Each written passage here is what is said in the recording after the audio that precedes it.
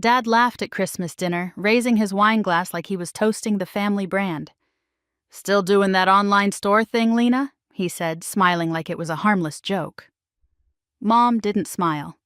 "Seriously, when are you going to get a real job?" I set my fork down.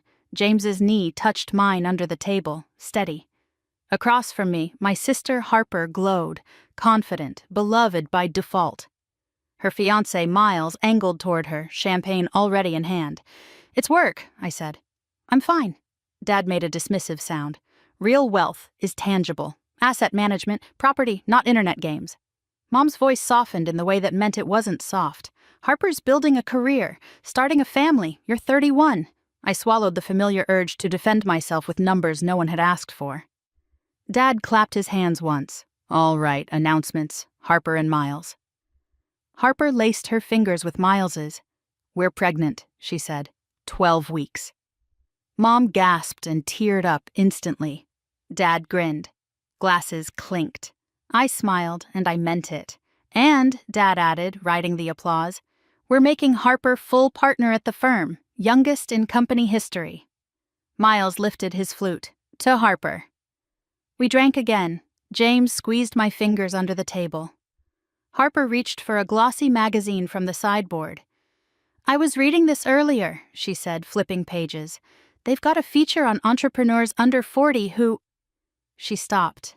Color drained from her face. Her hands trembled.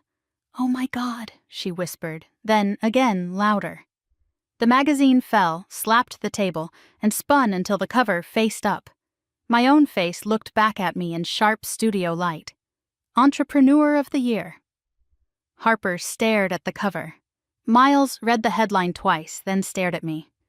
"Lena," Mom said, voice thin. "Is this you?" "Yes," I said. Dad's fork clicked against his plate. "No, that can't be you." "It's me," I said. "Stocklane, inventory software." Harper's fingers shook as she flipped pages. "Acquisition, $4.2 billion. "The deal closed 8 weeks ago," I said. "Cash and stock." Dad shoved his chair back. "How could we not know?" I kept my voice steady. "You never asked past the joke." Mom's hand flew to her throat. "We thought it was just a hobby," I finished. 53 people worked there. Before I took $1, I made sure my team was paid and safe." Harper's eyes skimmed. "It says your payout is 2.8. "After taxes and bonuses," I said. "Yes." James's hand closed over mine under the table, a quiet anchor. Dad's face reddened. "You should have told us." "And listen to what?" I asked. "That internet money isn't real?" Harper found another line and went still. "A scholarship fund, 50 million. 52, I corrected. For women in STEM. On the glossy page, my photo wore a black blazer, shoulders squared in an office I'd built from midnight code. Harper set the magazine down as if it were hot. Dad's wine glass slipped. It hit the hardwood and shattered, red spreading like a bruise. Nobody moved. Then the phone started buzzing. Mom's first, then Dad's, then Harper's. Miles scrolled, eyes wide. "This is everywhere." Mom looked up at me, terrified. "What happens now?" I stood. "Tonight, nothing. After tonight, I'm taking space. I'm done shrinking to fit this room." I carried the Fortune issue into the hall, needing air at last. James followed. "Do you want to go?" he asked. "Soon." I returned, crouched, and gathered the biggest shards of Dad's glass. Wine had soaked into the wood. Dad's voice broke.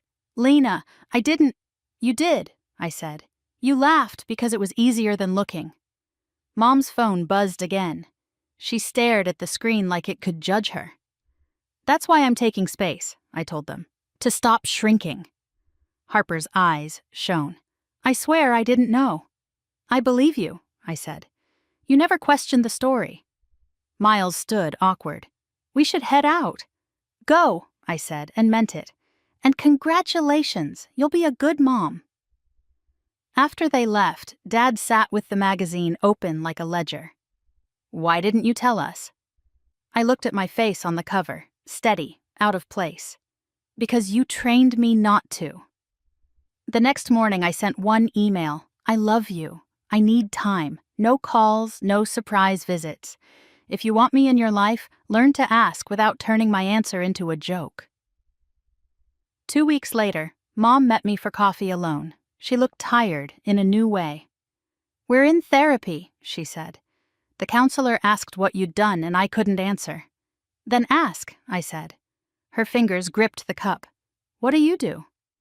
"I build tools that help small businesses waste less and breathe easier," I said. "I do it quietly." Mom blinked hard. "I'm proud of you."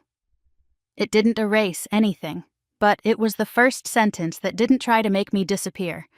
And for once, that was enough.